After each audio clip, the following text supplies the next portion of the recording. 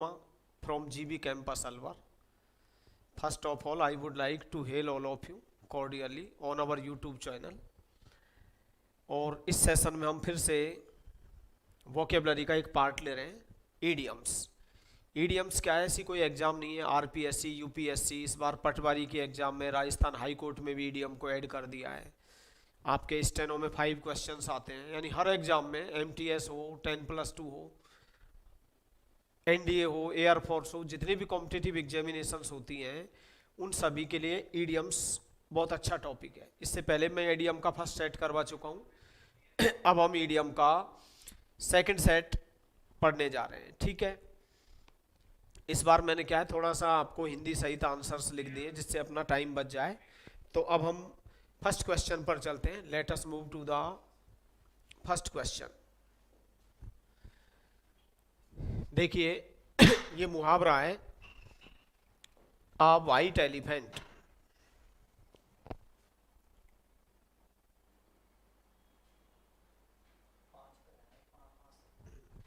कौन सा मुहावरा है, अ वाइट एलिफेंट। अब इसका अर्थ जैसे हिंदी में होते हैं 9 2 11 होना, भाग जाना, आंखों का तारा होना, बहुत प्रिय होना, वेरी लविंग टू, ऐसे अंग्रेजी में अ वाइट एलिफेंट। तो इसका मतलब ये नहीं है कि एक सफेद हाथी। मैं आपको थोड़ा समझा देता हूं। सपोज आप कल्पना करिए, सपोज आपकी जो आय है, सैलरी है, वो बहुत कम है और आप एक कार रखते हो जिसका कलर है, मतलब ब्लैक कलर की आपके पास एक पेट्रोल वर्जन में कार है, ठीक है। लेकिन उस कार के आपके लिए कोई वैल्यू नहीं है, कोई मूल्य नहीं है, मतलब वो कोई काम नहीं आती है आपके लिए। तो एक तरह से मैं ये कहूँगा कि this car is a white elephant for you, कि यह कार तुम्हारे लिए क्या है, सफ़ेद आती है। तो इसका मतलब ये नहीं है कि आप ये कहने लग जाए कि आपने मेरी ब्लैक कार को सफ़ेद आती क्यों कह दिया। इसका मतलब इस कार का आपके लिए कोई मूल्य नहीं है। तो एक ऐसी वस्तु जो बहुत महंगी भी हो, कॉस्टली हो, लेकिन वो आपके लिए फिजूल खर्च वाली वस्तु हो।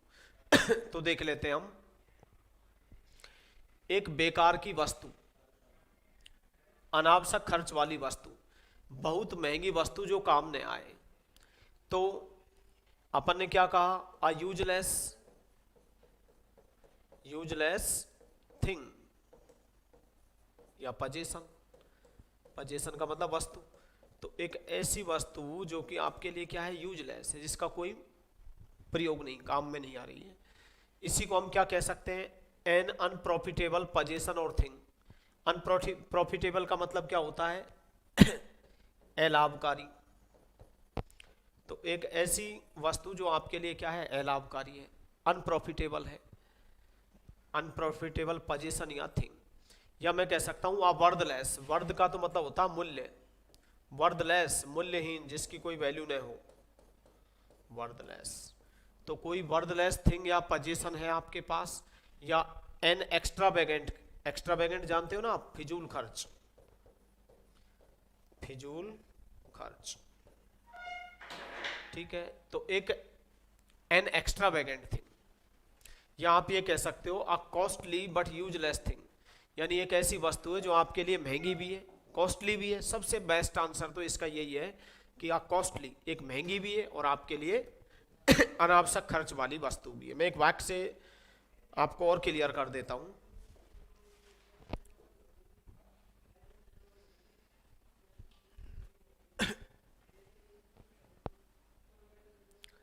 मैंने कहा कि गीता अर्न्स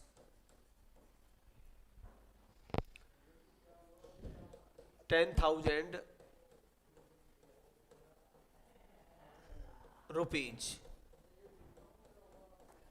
पर मंथ। गीता प्रति माह कितने रुपए कमाती है, 10,000 रुपये कमाती है, ठीक है। सी हैज अ ब्लैक कार, वह एक ब्लैक कार रखती है, ब्लैक कलर की मतलब car. She has a black car in petrol version. कौन से वर्जन में, पेट्रोल वर्जन में। इन माई ओपिनियन, मेरी राय में,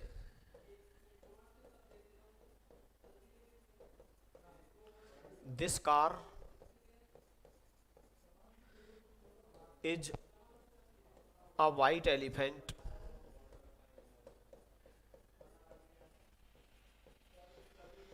फॉर हर, मेरी राय में, इन माई ओपिनियन, ये जो कार है वो उसके लिए क्या है, एक सफेद आती है।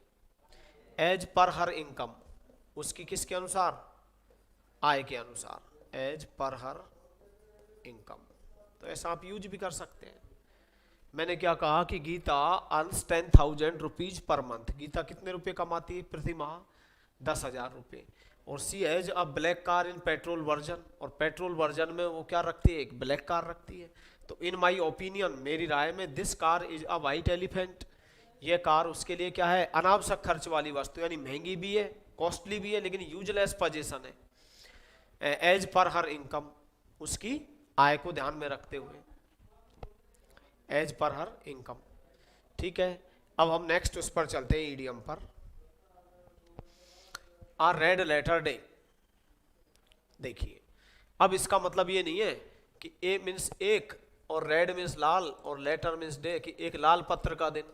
ये क्या होता है, एक लाल पत्र का दिन, यानी एक ऐसी उल्लेखनीय घटना, रिमार्केबल, जैसे 26 जनवरी 1950 को इंडियन कॉन्स्टिट्यूशन को अडॉप्टेड किया गया था। तो ये इंडियन हिस्ट्री के अंदर क्या है, एक रिमार्केबल घटना है, एक ऐसी घटना जिसका बार बार उल्लेख किया जाए। तो जिस घटना का बार बार उल्लेख किया जाता है वो क्या होती है, मोमेंटस डे या ओकेजन होता है, रिमार्केबल डे या इवेंट होता है। तो एक महत्वपूर्ण दिवस या घटना या एक उल्लेखनीय दिन या एक चिरस्मरणीय दिन, जिसको हम क्या बोलेंगे, एन इम्पोर्टेंट डे और इवेंट, एक महत्वपूर्ण दिवस अथवा घटना। ठीक है, अ सिग्निफिकेंट डे या इवेंट, एक कोई महत्वपूर्ण दिवस या घटना है। मैंने कहा अ मेमोरेबल डे और इवेंट, एक ऐसी घटना जिसका बार बार, मेमोरेबल का मतलब यादगार, इसको हम अ रिमार्केबल डे या इवेंट भी बोल सकते हैं। अ मोमेंटस, मोमेंटस का मतलब जानते हो आप, यादगार, यादगार। इवेंटफुल का मतलब भी क्या होता है, यादगार दिन, डे या इवेंट। तो अ रेड लेटर डे, ठीक है।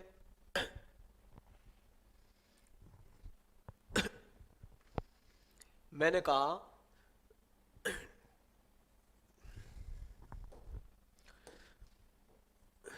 26 जनवरी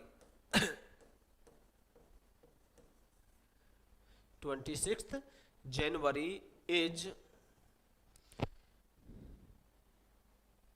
कंसीडर्ड, मानी जाती है, पैसिव वॉइस का वाक्य है। 26 January is considered a red letter day,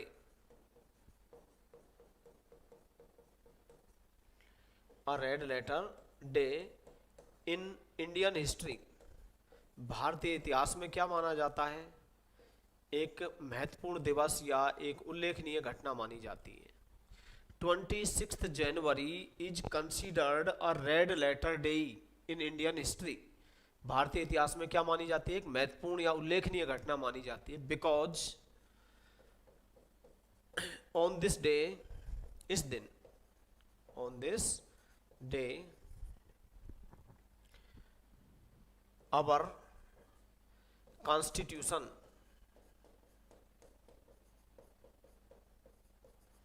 was fully या entirely adopted, क्योंकि इस दिन हमारे भारतीय संविधान को पूर्ण रूप से स्वीकार किया गया था।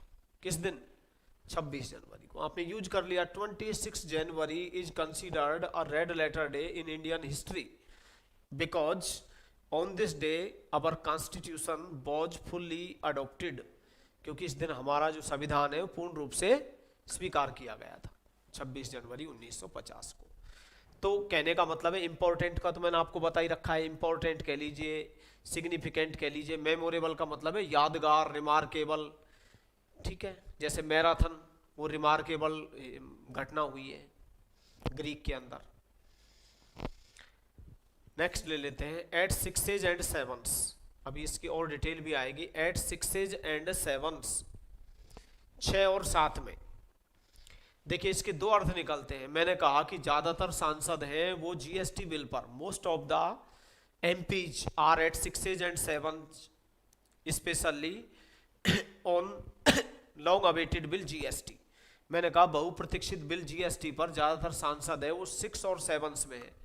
तो यदि आपके मेंबर्स ऑफ फैमिली, परिवार के जो सदस्य हैं वो 6 और 7 में, इट मीन्स वो क्या है, असहमत है, डिसएग्रीमेंट है, डिसअग्री कर रहे हैं एक दूसरे से। और अगर आपका सामान इधर उधर पड़ा हुआ है, रामलाल के चश्मे इधर हैं, जूते इधर को लटके हुए हैं, कोई चीज़ यहाँ बिखरी पड़ी है, तो इसका मतलब है कि वो अनटाइडी है, मैसी है, यानी एट 6 एंड 7। तो एक तो होता है इसका फैला हुआ का मतलब तितर बितर, जो अव्यवस्थित हो, बिल्कुल कैओटिक हो। कैसा हो, आगे लिखवा दिया है वैसे मैंने। तो एट 6 एंड 7 का मतलब एक तो क्या होता है, स्कैटर्ड, बिखरा हुआ, इन डिसएग्रीमेंट। अगर आप के यदि आप 6 एंड 7 में, तो मीन्स आप एक दूसरे से क्या है, असहमति में। किसमें, असहमति में, या आप कंफ्यूज्ड है 6 एंड 7। और इसका जो मेन मीनिंग निकलता है वो आगे देखते हैं हम नेक्स्ट स्लाइड में। ये निकलता है मेनली इसको हम बोला जाता है अव्यवस्थित, डिसऑर्गेनाइज्ड, डिसऑर्डरली, ठीक है।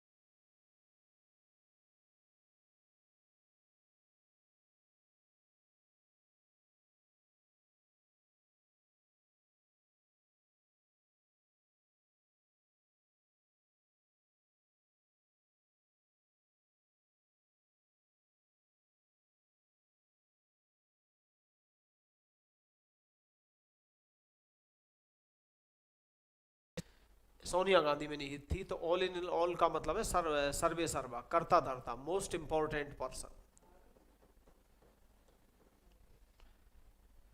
यानी वन हु पजिज,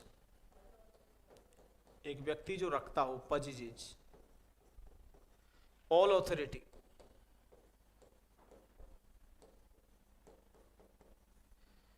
एक ऐसा व्यक्ति जो कि क्या रखता है, सारी सत्ता उसके पास है, तो उसको मोस्ट इंपॉर्टेंट पर्सन बोल सकते हैं। पजेजिंग, ऐसा व्यक्ति जो सारी सत्ता उसके पास रखी हुई है, ओवरऑल है, यानी टेकिंग एवरीथिंग इनटू अकाउंट, एक ऐसा व्यक्ति है जो हर चीज को अपने अकाउंट में लेता है, ठीक है, अपनी देख रेख में लेता है, यानी जितने भी काम होंगे उसकी देख रेख में होंगे। तो इसका मतलब वो क्या हो गया, ऑल इन ऑल। कोई भी स्कीम है, कोई भी काम किया जाएगा, सब कुछ उसके किस में किया जाएगा, अकाउंट में। तो taking, one who takes everything into account, ठीक है, एक ऐसा व्यक्ति, one who takes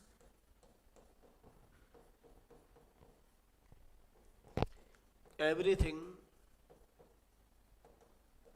into account, एक ऐसा व्यक्ति जो हर चीज को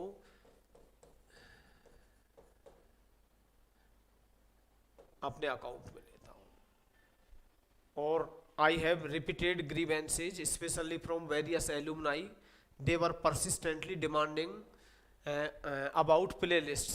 So we have provided all the videos in playlists, and you can observe them very graphically. ठीक है, तो आप में से बहुत सारे रिपीटेड वो ग्रीवेंसेस शिकायत कर रहे थे कि सर हमें फाइंड आउट करने में, और चूंकि मैंने पहले बोला है कि हमें भी टेक्निकल लाइन में धीरे धीरे जानने लगे हैं, तो प्ले लिस्ट में भी डाल दिए गए हैं। आप ग्रामर के, सब्जेक्ट वर्ब एग्रीमेंट के सिस्टमेटिकली क्लासेज वगैरह आपको प्रोवाइड हो जाएंगी, ठीक है। तो एक ऐसा व्यक्ति, one who takes everything into account is called all in all, ठीक है। एक ऐसा व्यक्ति जो सारे के सारे निर्णय, यानी वो इंपॉर्टेंट या पावरफुल पर्सन ही हो गया, यानी एक बिग गन का ही लगभग ये सिमिलर वर्ड है। एन ऑयली टंग, एन ऑयली टंग का मतलब होता है चापलूसी। क्या होता है, चापलूसी। और चापलूसी को हम क्या बोलते हैं, सिकोफेंसी। सिकोफेंसी, सिकोफेंसी का मतलब भी क्या होता है, चापलूसी, क्योंकि सिकोफेंट मीन्स क्या होता है, चापलूस, ठीक है ना। मैं यूं भी कह सकता हूं, वर्ड्स फुल ऑफ प्रेज, प्रशंसा से जो भरे हुए शब्द होते हैं वो चापलूसी हो गया, ठीक है। एजुलेशन, चापलूसी।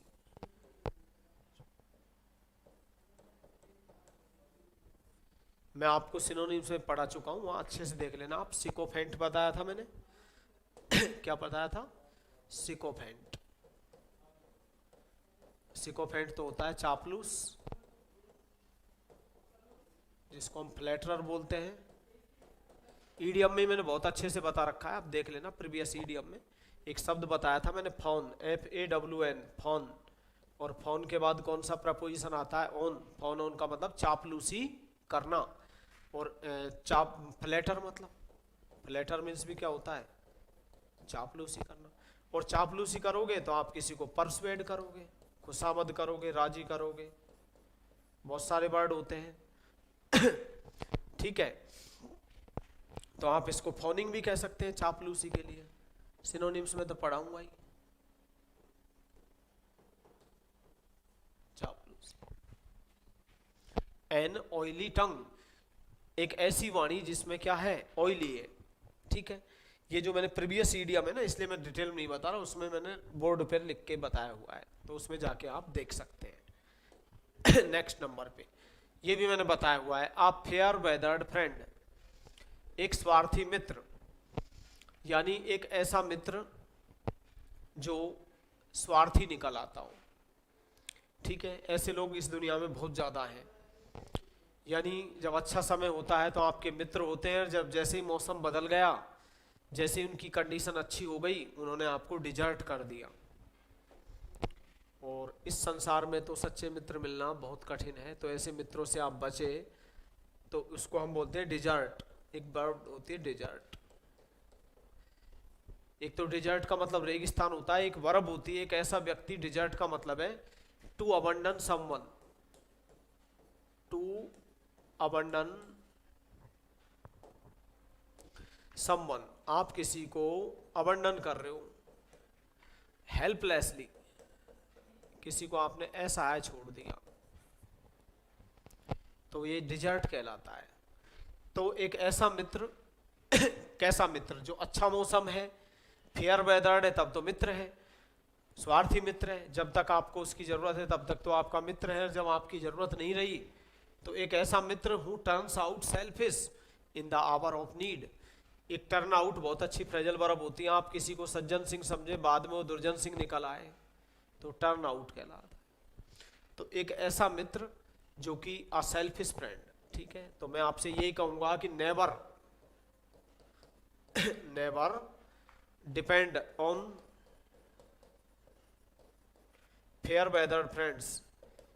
स्वार्थी मित्रों पर कभी भरोसा मत करिए, निर्भर मत रहिए। कैसे मित्रों पर डिपेंड मत रहिए? स्वार्थी मित्रों पर, ठीक है। तो a friend who deserts you in difficulties, एक ऐसा मित्र जो आपको कठिनाइयों में छोड़ देता हो। फॉल बैक ऑन भी होता है, never fall back on. Fall back on का मतलब भी क्या होता है? निर्भर होना किसी पर। तो never fall back on selfish friends, never fall back on fair weathered friends. जो स्वार्थी मित्र हैं उन पर कभी आप निर्भर मत रहिए, ठीक है। नेक्स्ट इडियम पर मूव करते हैं। अबव बोर्ड, ये राजस्थान में भी बहुत ज्यादा आता है।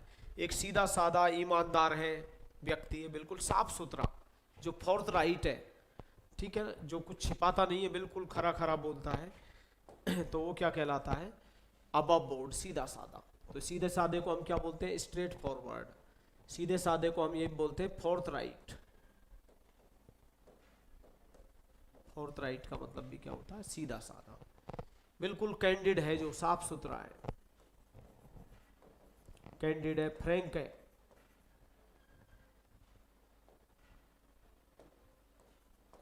कैसा मित्र है? फ्रैंक है। तो सीधा साधा, ईमानदार, स्ट्रेट फॉरवर्ड एंड ऑनेस्ट। इसके लिए एक बहुत अच्छा इडियम भी बनता है, जस्ट एंड फेयर। ये बहुत अच्छा मुहावरा है। एक ऐसा व्यक्ति जो लीगल है, वैध है और ईमानदार भी है। Very clear without any secret, एक ऐसा व्यक्ति जो बिल्कुल स्पष्ट है, कोई छुपा नहीं रहा आपसे। तो ये सब एक ही बात है, आउट स्पोकन एंड ऑनेस्ट। जो व्यक्ति कैसा है? आउट स्पोकन, आप जानते होंगे। फोर्थ राइट नहीं जानते तो बता देता हूं मैं आपको आउट स्पोकन का अर्थ। आउट स्पोकन का मतलब होता है साफ सुथरा, खरा, फ्रैंक, कैंडिड, ठीक। फोर्थ राइट, सीधा साधा। अब ऐसे व्यक्ति मुंह फट होते हैं, बिल्कुल खरी खरी कहते हैं, कोई बुरा मान जाए तो ब्लंट भी होता है, ब्लंट, मुंह फट। नेक्स्ट इडियम, अ वाइल्ड गूज चेस। देखिए ये बहुत ज्यादा आता है। ये गैंडर शब्द होता है, गैंडर। ये तो मेल के लिए आता है। बतख, तो जो मेल बतख होती है उसको तो गैंडर बोला जाता है, और जो फीमेल होती है उसको गूज बोला जाता है, हंसनीज बोलते हैं। अब आप क्या है, ये फीमेल के लिए आता है। जैसे डॉग की पत्नी क्या हो गई? बिच।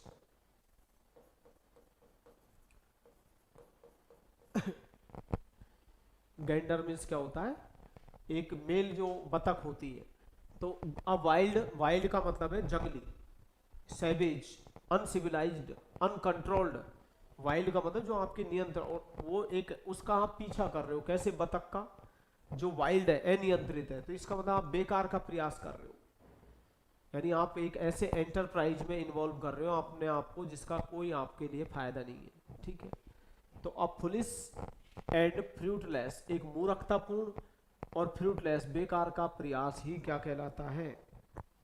अवॉइड। अ यूजलेस एंटरप्राइज, यानी आप ऐसी कोई गतिविधि में इन्वॉल्व कर रहे हो अपने एंटरप्राइज में या सर्च में जो कि क्या है, यानी a foolish and when. When का मतलब व्यर्थ, ठीक है। अब इस व्यर्थ को हम इंग्लिश में क्या क्या बोलते हैं? VAIN वेन, व्यर्थ, यूजलेस, व्यर्थ, फ्रूटलेस,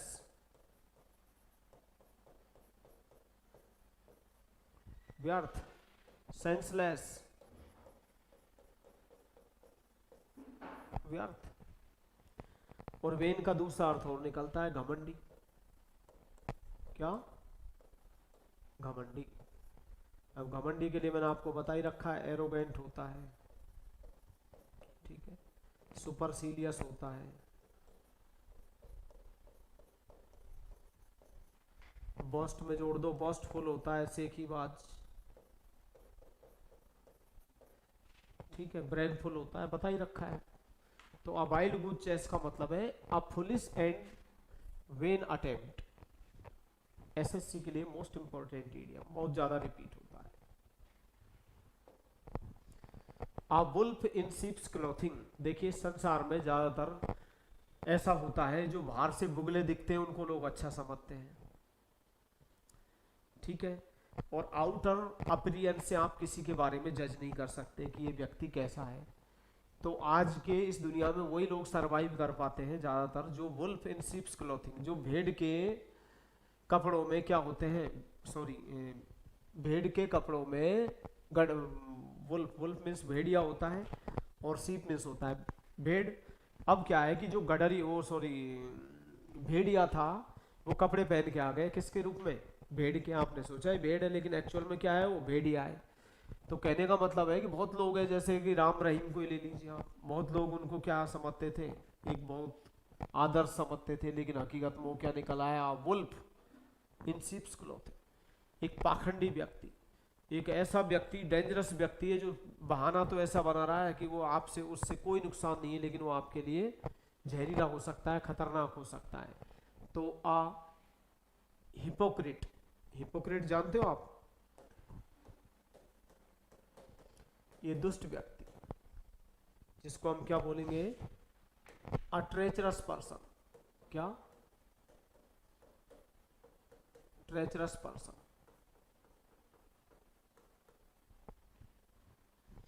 अ डिसीटफुल पर्सन,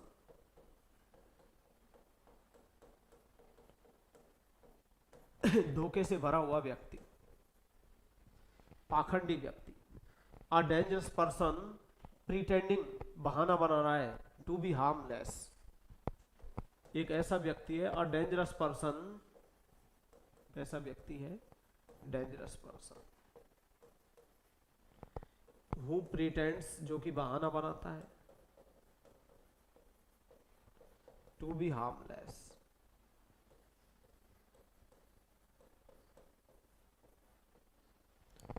तो बच के रहें, इस समाज में बहुत सारे लोग हैं, there are so many who seem to B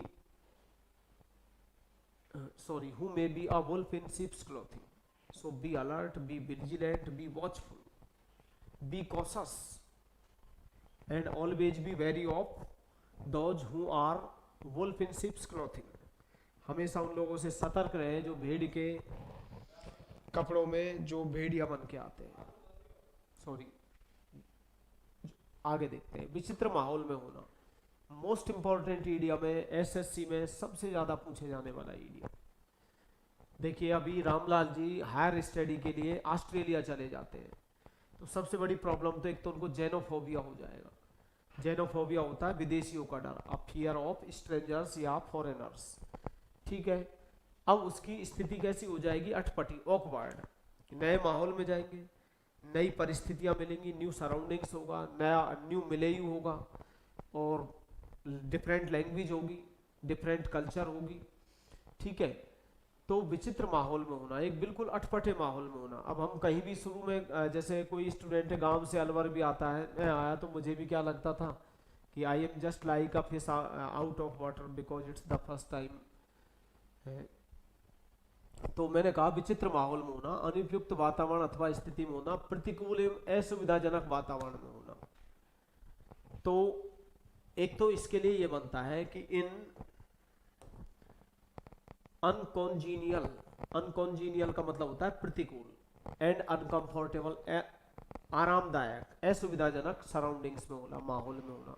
surrounding कोई वर्ड नहीं होता, सराउंडिंग्स ही कहना है आपको। इन अ स्ट्रेंज सिचुएशन, एक बिल्कुल विचित्र स्थिति में, a person in a completely unsuitable environment और सिचुएशन, एक व्यक्ति है जो कि पूरी तरह से अनुपयुक्त और विचित्र स्थिति में, माहौल में, अनकंफर्टेबल। यदि आप कहीं पे भी कोई पर्टिकुलर सिचुएशन, चलो कहीं शादी में ही चले गए आप, वहां आप किसी को नहीं जानते हो और वहां आप अपने आप को थोड़ा सा अटपटा सा असहज महसूस कर रहे हो, तो मैं यही कहूंगा कि you are a fish out of water. ठीक है, यानी to find one self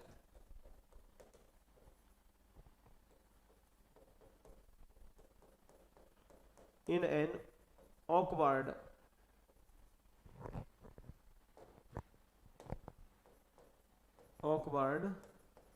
situation, तो ये क्या कहलाएगा? A fish out of water. Next idiom पे चलते हैं, एट अ लॉस। कुछ लोग इसका गलत मीनिंग समझ जाते हैं, वो सोचते हैं एट अ लॉस हानि में, क्या समझ जाते हैं? हानि में। हानि में नहीं होता है इसका। एट अ लॉस का मतलब आप बिल्कुल घबरा गए, निरुत्तर से हो गए, कंफ्यूज हो गए। तो टू बी कंफ्यूज्ड या अनेबल टू डिसाइड, आप ये डिसाइड ही नहीं कर पा रहे हो कि क्या किया जाए, क्या क्या कहा जाए। टू बी परप्लेक्स्ड, आप पूरी तरह से क्या है, मैं यूं भी कह सकता हूं नॉट नोइंग, आप ये जानते ही नहीं हो कि व्हाट टू से, व्हाट टू डू, क्या कहा जाए, क्या किया जाए। ठीक है, तो इसे क्या बोलेंगे हम? एट आ लॉस, निरुत्तर हो जाना, घबरा जाना, परप्लेक्स्ड हो जाना। आगे चल के मैं इसके और भी बहुत सारे वर्ड बताऊंगा। इन अफिक्स, दुविधा में होना, वही कंफ्यूज होना, परप्लेक्स्ड होना। ठीक है, नेक्स्ट इडियम पे मूव करते हैं। ऑल ग्रीक, देखो कितना सिंपल, अभी सीजीएल में आया था। जो समझा नहीं जा सके, ये थोड़ा मिसप्रिंट हो गया है, एक साथ लिख लेना। इनकॉम्प्रिहेंसिबल, इनकॉम्प्रिहेंसिबल, जिसे समझा जा सके कॉम्प्रिहेंसिबल, जिसे नहीं समझा जा सके that which can not be understood is called incomprehensible. यानी that which can not be understood, यानी जिसे आप समझ नहीं सकते हो। Something that you do not understand, कोई भी चीज जिसे आप समझते नहीं हो। अब कोई मुझको जर्मन में आके बात करे तो मैं तो यही कहूंगा कि it's all Greek to me, कि भाई मैंने कहा whatever Champa says to me, जो कुछ चंपा मुझसे कहती है, is all Greek to me, वो सब कुछ मेरे लिए क्या है? ग्रीक है। ऑल ग्रीक का मतलब है, एक्चुअल में ऑल ग्रीक क्यों कहा जाता है? ग्रीक वर्ल्ड की सबसे डिफिकल्ट लैंग्वेज है। कोई व्यक्ति का और भाषाएं आसानी से सीख सकता है, लेकिन ग्रीक लैंग्वेज को सीखना एक बहुत ही अपहिल टास्क है, कठिन काम है। अ मैन ऑफ लेटर्स, अब मैन ऑफ लेटर्स का मतलब हो गया एक विद्वान व्यक्ति। अब एक तो पास्ट पार्टिसिपल होती है, I am not lettered, you मत कहना कि पत्र, पत्र नहीं है। I am not lettered like you, मैं तुम्हारे जैसा विद्वान नहीं हूं।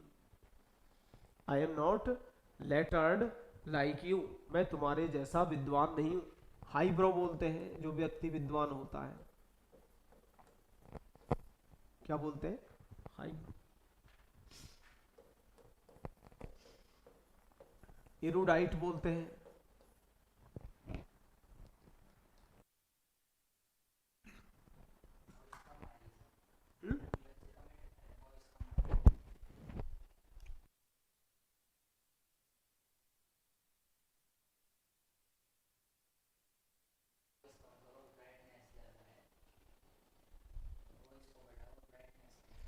अभी बात करता हूं, अब तो ये चले गए, कल करते हैं, आज तो देख लीजिए।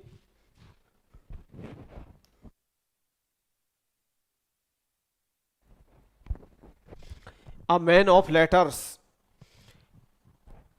अब भी नहीं आ रही क्या? अ मैन ऑफ लेटर्स का मतलब होता है एक विद्वान व्यक्ति। अब विद्वान व्यक्ति के लिए एक तो पास्ट पार्टिसिपल होती है कि मैंने कहा I am not lettered like you, मैं तुम्हारे जैसा विद्वान नहीं हूं। हाईब्रो होता है, इरूडाइट होता है। अ लर्नड मैन, एक विद्वान व्यक्ति। लर्नड क्या है? पास्ट पार्टिसिपल है जो किसका काम करती है? एडजेक्टिव का। ठीक है। A scholarly man, an erudite person, scholarly विद्वान व्यक्ति, प्रोफिशिएंट निपुण, ठीक है ना, एड्रॉइट ये पढ़ा दिया मैंने। अ लिटरेरी पर्सन, एक साहित्यकार भी होता है, एक साहित्यिक व्यक्ति यानी ज्ञानी व्यक्ति जो होता है, कैसा व्यक्ति, एक ज्ञानी व्यक्ति, उसे हम क्या कहेंगे, अ मैन ऑफ लेटर्स। अब भी कर रहे हैं क्या, अ मैन ऑफ लेटर्स। आगे चलते हैं, अ बर्ड्स आई व्यू। अगर आप कोई चीज को बहुत ही हैस्टी लुक के साथ पढ़ रहे हो, सरसरी तौर पर, मतलब डीपली नहीं स्टडी कर रहे, कोई चीज को आप डीपली स्टडी करते हो तो पेरूज कहलाता है। अब अगर आप पेरूज करोगे तो मैंने आपको फिक्स्ड प्रीपोजिशन में पढ़ाया था, आप फिर उसको गेप एट करोगे, निहारोगे, ताकोगे, ठीक है, वो देख लेना, फिक्स्ड प्रीपोजिशन में बहुत सारे वर्ड बताए थे। तो पेरूज का मतलब तो होता है टू स्टडी डीपली, इनसाइट कर रहे हो आप किसी चीज को, इनसाइट इनटू। और एक आप कोई चीज का जनरल व्यू कर रहे हो, एक सामान्य ऊपरी नजर से, तो बर्ड्स आई व्यू कहलाता है। या आप ब्रीफ सर्वे ऑफ समथिंग, किसी चीज का आप ब्रीफ सर्वे कर रहे हो। या हैस्टी लुक एट समथिंग, कोई चीज पर आप थोड़ा सा हैस्टी का मतलब जल्दबाजी में देख रहे हो, हैस्टी लुक कहलाता है। या एक कंसिडरेशन ऑफ अ प्रॉब्लम और अ सिचुएशन, कोई भी चीज पर आप विचार कर रहे हो, कौन सी दृष्टि से, कॉम्प्रिहेंसिव पर्सपेक्टिव, एक कौन से मतलब तुलनात्मक रूप से, तो उसे हम क्या बोलेंगे, a bird's eye view. Next number पे, एन एप्पल ऑफ डिस्कॉर्ड, फसाद की जड़। जैसे अभी मैं कहूं कि जो बाउंड्री डिस्प्यूट है चाइना और इंडिया के बीच में एलओसी को लेकर के, वो क्या है, एन एप्पल ऑफ डिस्कॉर्ड है। पाकिस्तान और भारत के बीच में जो फसाद की जड़ है, यानी किसी भी झगड़े का जो मूल कारण होता है, आपके बीच में कोई विवाद है या कोई झगड़ा है, उसका जो मेन कारण है, ठीक है, द मेन कॉज